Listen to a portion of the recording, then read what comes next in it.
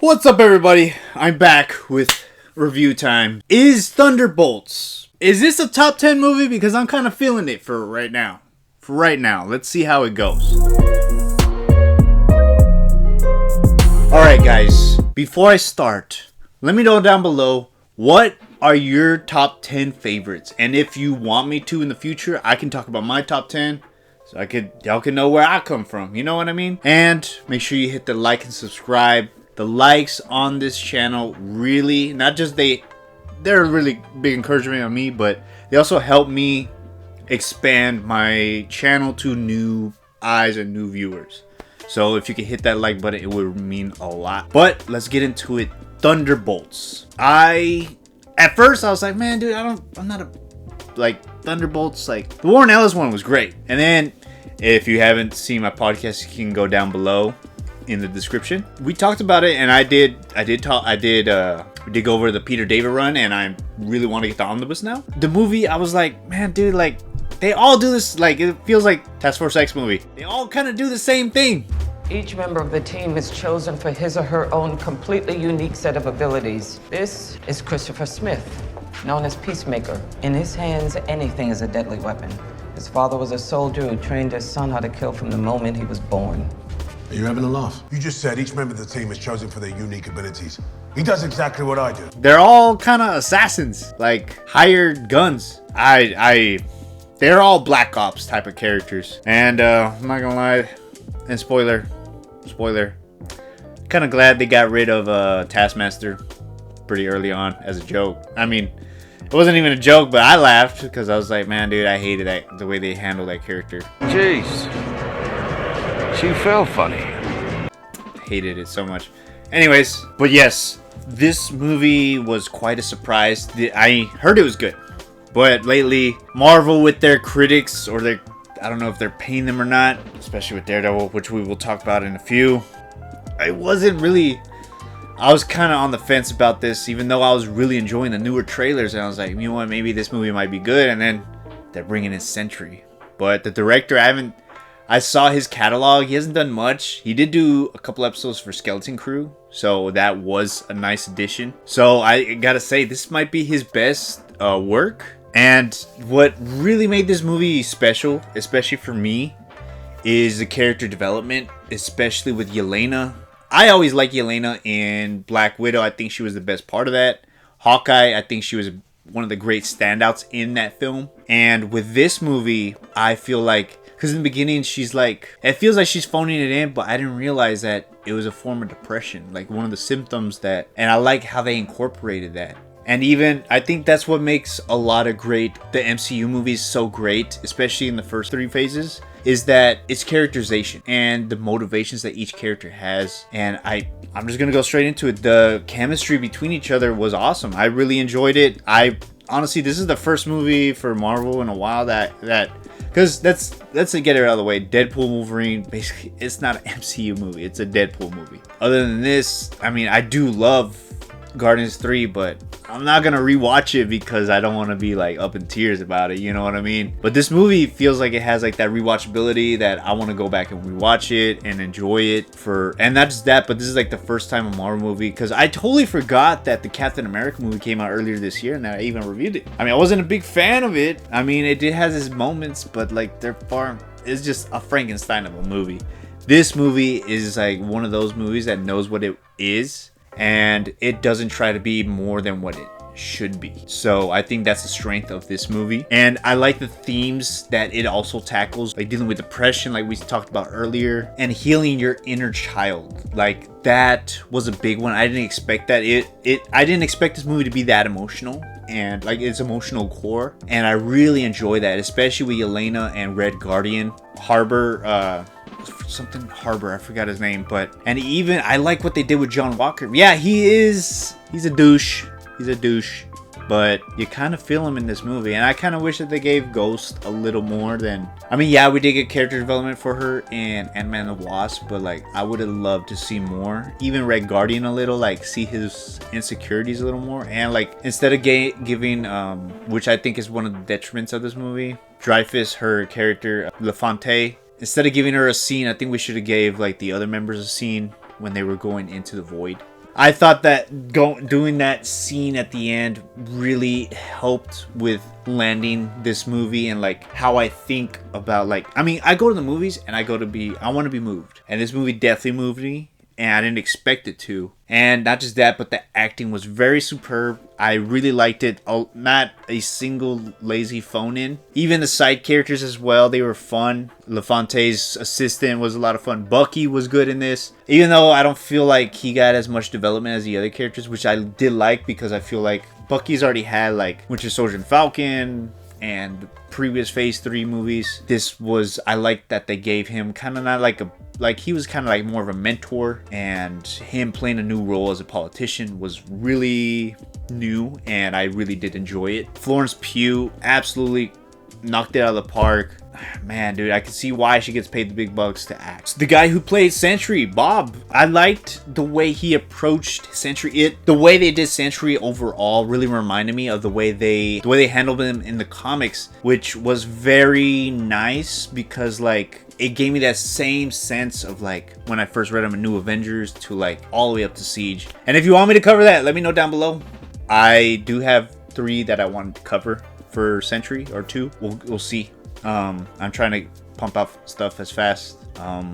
My schedule is kind of crazy. It's not structured like everybody else. I don't get like weekends off. I get random days off. Yeah, Bob, the way he handled himself and the way like they structured the film around him and the Void. And I like the little callbacks, especially like the way they changed the title at the end. Spoilers. New Avengers, which reminded me of like the actual comic book, the original comic book, where you think it's a new type of heroes, but it ends up being actual villains disguising themselves as heroes and then eventually becoming heroes, except for one, which was Helmet Zemo. Even Thunderbolt Mountain looks like it's getting teased, which I did like because it did feel like. But final verdict, great acting, great character development, great character motivation, something that the other Marvel projects should look into. I really hope that they land the plane with Fantastic Four with some of the things I heard about.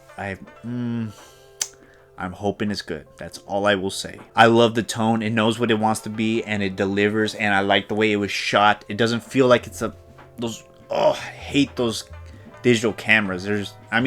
Yeah, I'm on one right now, but film-wise, I don't think it worked. It makes it feel cheap, you know? There's no layers between it. Sentry was done perfectly. I loved the way they handled that, and the rest of the team, the banter, the comedy between each other I absolutely loved it. It was great. I loved it. I loved it. They weren't trying to like, oh, let's put in a joke here. No, it was just like, nah, man. Like, it was kind of like playful banter between coworkers type of thing, you know? I like that it was unexpectedly deeper than what I expected it to be.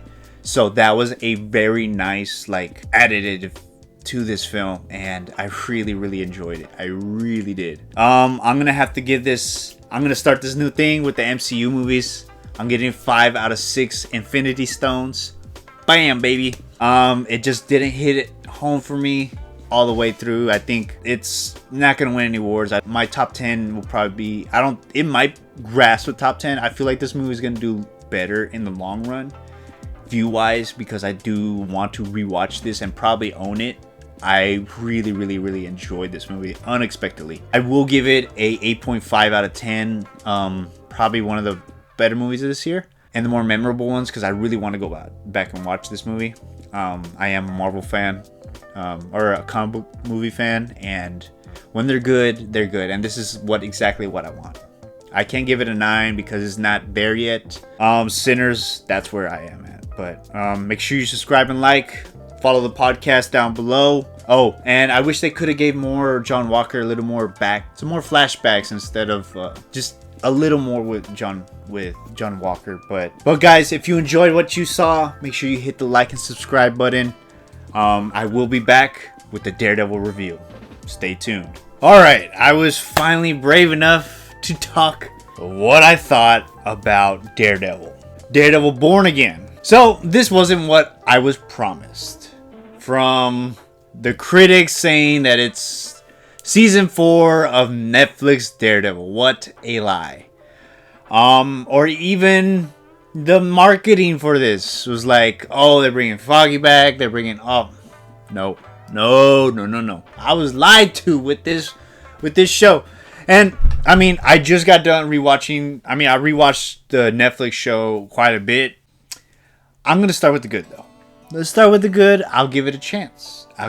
Charlie Cox, as always, great, charismatic, has the rage.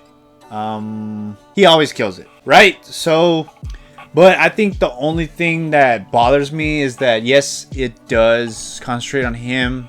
It's not as in depth as I am used to when it comes to Daredevil. And it's hard not to compare, because it would have been fine if they're like, okay, we're starting from scratch, which they basically did. And spoilers ahead, so if you haven't seen it, I'm going to give mild spoilers, not giving everything away. So for those that are on the fence, or if you want to know my honest opinion about this show, this is what it's going to be like. I hate that they used Born Again, even the title, because they did do Born Again in season 3 of Daredevil.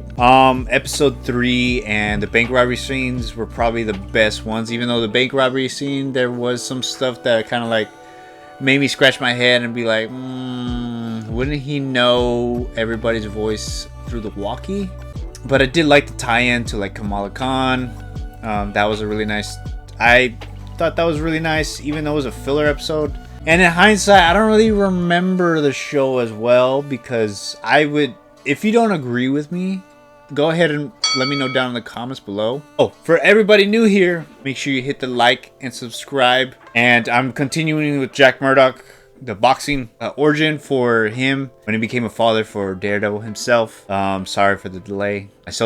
My salesman is out, or was out. Every time he's out, I have to do a bit of his job and my job. So yeah, I have to work a little longer. But anyways, let's get back into it. Episode 3 and that bank robbery scene were probably the standouts. I really like the performance from White Tiger. I know the actor passed away, so I did like those. Those were the best episodes, to be honest. Don't really remember the middle parts, which let's stick to the good. I mean, John Bernthal as Punisher, he's good, but I didn't like the way they handled him. I feel like they kind of made him a bit of a blundering. I don't know. They kind of tried recreating a scene from season 2, and some people are saying that this is better than that. I urge you to rewatch those first 4 episodes, because that is absolute perfect and peak Daredevil compared to what we got here. I don't know what y'all smoking, if you think this is better than the actual original show. I would dare you to watch this 3 months from now and see how you feel about it, because the rose glasses are off on mine. Vincent D'Onofrio was good, but I didn't like how they handled Kingpin. I mean, I did like some aspects of it, but it just felt like we already know Kingpin as the master manipulator, not just he's playing chess when everybody's playing checkers. And I didn't really feel that. I didn't feel the presence of him compared to previous seasons, which I kind of wish that they kind of didn't say that they were going off of like Netflix, because with Netflix it was continuous story, and this feels like we're taking parts of it and we're taking parts that we don't like. Let's just keep going with the good. Bullseye kills it as always. He was really good. They missed out on some really great opportunities from the comics, but when he fell off the building, I know they could have done a certain scene in the comic, Russian roulette scene. If you want me to do that scene, let me know down below, or I can always save it for the next time we have another Daredevil show. They did the best they could with the Frankenstein show that they filmed. I know that not episode 1, but 2, 3, 4, maybe 5. Those were like from the original show that they shot, and they just tweaked some things here and there. I know that the show kind of came together for me personally towards the end. I did not like that first episode. I don't care for it. I didn't even bother rewatching it. It looked really, really cheap.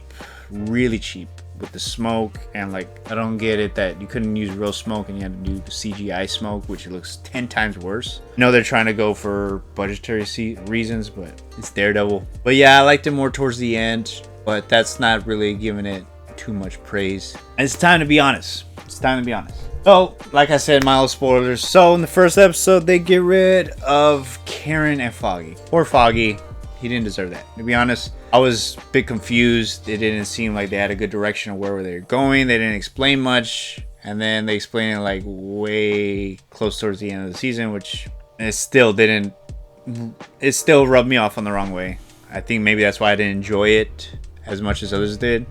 And to those who are saying that the old show never took risks in killing off their characters, I mean, Ben Urich is a major character in the comics, and they just offed him in the first season. Season 2, obviously Elektra dies, but even Grotto, that was very devastating for Daredevil and his storyline that he was going for.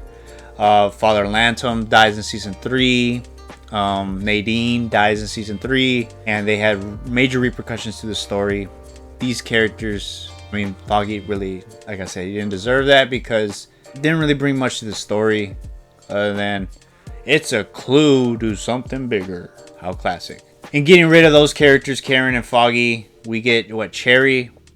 Like, what is he about? We don't know any character motivations. We don't know why he wants to help Daredevil or why he does, like, why does he want to be involved, and then see him unmask himself. Like, we don't know anything about this guy. We don't know anything about Christian McDuffie, even though she's a great character in the comics and even a serious relationship with Daredevil, and knowing that he is Daredevil, Matt, she's just a fill-in spot. I don't know anything about her other than her name. I don't know whether she likes food, she likes anything like that. There's no character motivations with these replacements, and honestly, getting rid of those characters and even getting rid of his Catholicism, which they did. I mean, Disney is a little, maybe they didn't want to talk about that stuff. Maybe it's in the contracts. I mean, it kind of detriment to the character and the show because it makes the show feel hollow. We don't know what is bothering Matt in the inside. We kind of get a glimpse of it here and there, but we don't really, when he yells, it doesn't feel earned because I'm like, you're kind of retreading old ground with like him giving up Daredevil, like done twice already. I mean, he gave up being Matt Murdock, he gave up being Daredevil already. What was something new, you know? I was hoping that they would like out him as Matt, as Daredevil. That would have been cool. Whole North was just some goon working for the Punisher cops. The way they handled Punisher, I was not a big fan of it. I did not like it. John Bernthal's Punisher, more methodical than that.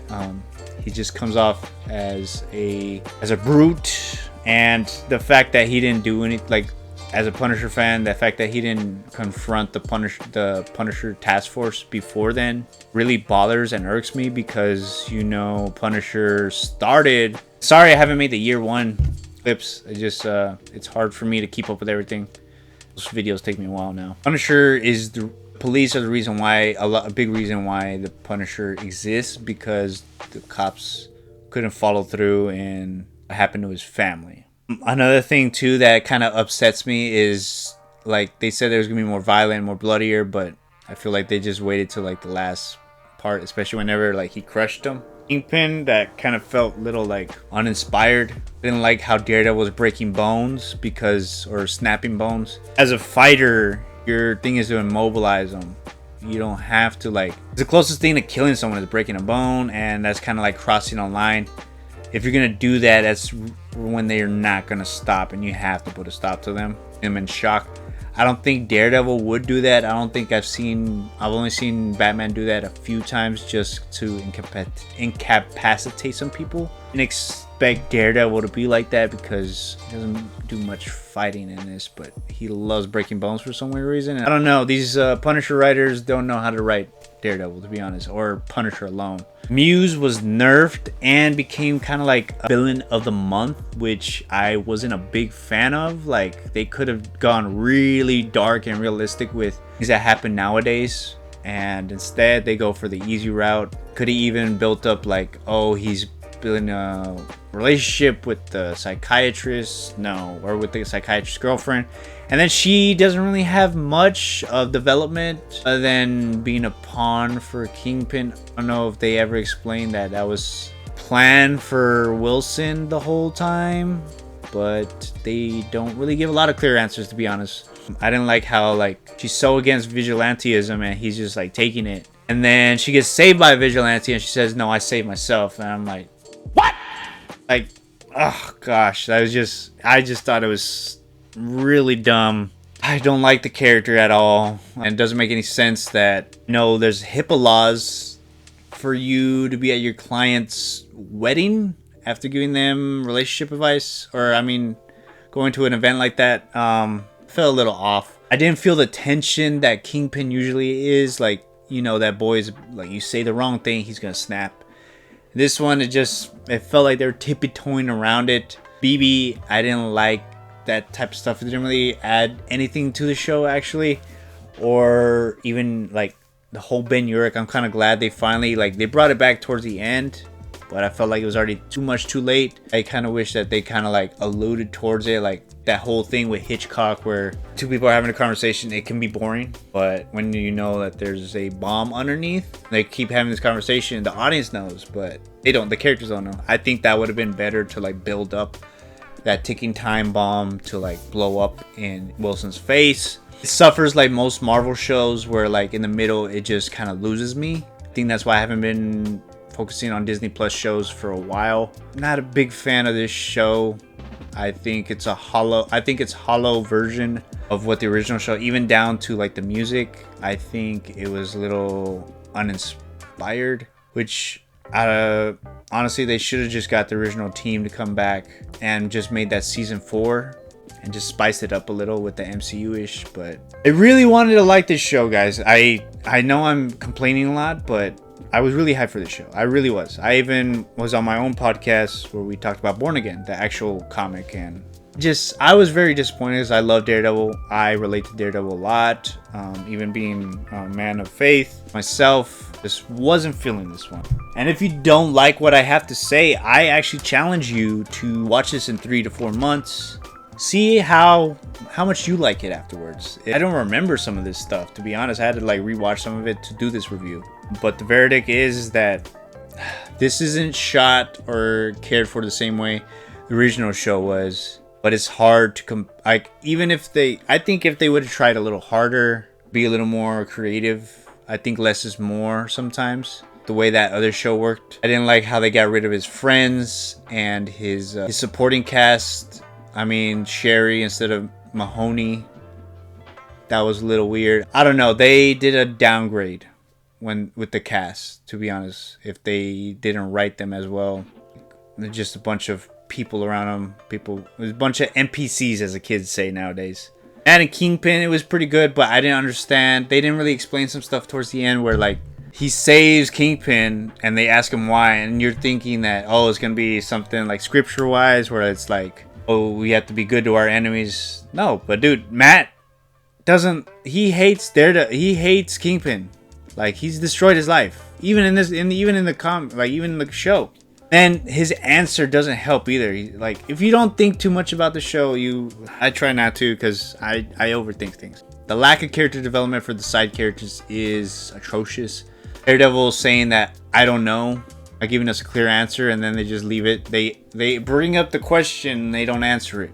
That was a little annoying. Lack of character development for other characters. At Ryan the North guy, we could have got a really great relationship between him and Daredevil and a lot of growth. But he's just a goon.